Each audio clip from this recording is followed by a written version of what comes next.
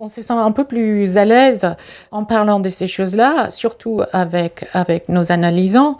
On se sent plus à l'aise avec les termes de yin et de yang. La tradition chinoise a aussi pu élaborer cette distinction entre le masculin et le féminin, notamment en se référant au processus de la nature. Qu'en dites-vous, Bertrand, entre yin et yang, logos, eros, animus, anima? Bon, je dirais d'abord que Jung n'a pas inventé le yin et le yang, mais il a montré comment concrètement ces deux principes exerçaient une influence dans notre vie.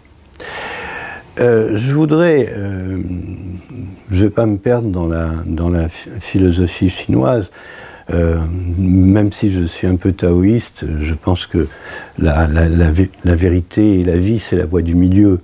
Donc on doit, chacun de nous, mêler dans des proportions variables le yin et le yang.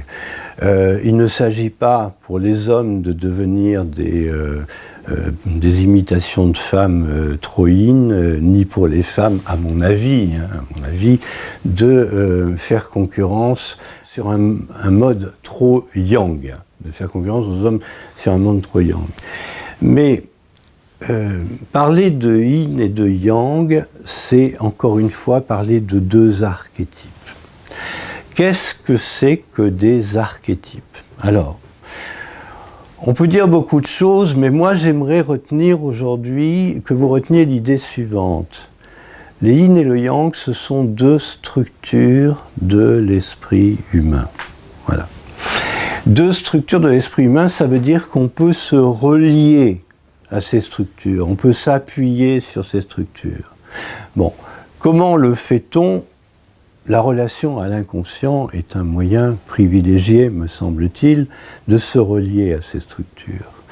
Et vous avez dit tout à l'heure que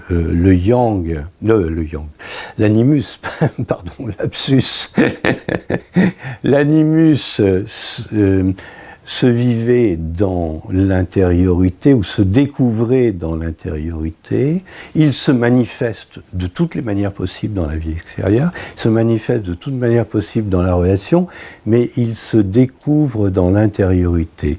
Dans l'intériorité, une femme peut se relier à ce principe masculin, dynamique, qu'est le yang. Voilà. Et il se traduira par un certain nombre d'images, mais ça, on le verra peut-être dans le cadre d'un autre entretien.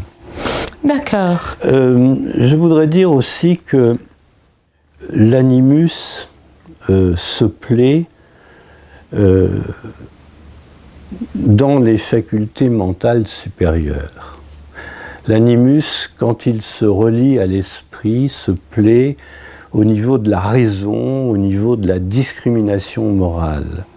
C'est un aspect très important de l'animus. C'est pour ça que, et on va en parler dans la suite de l'entretien, l'intégration de l'animus correspond à un affinement du discernement, à un développement de la raison et de la discrimination morale.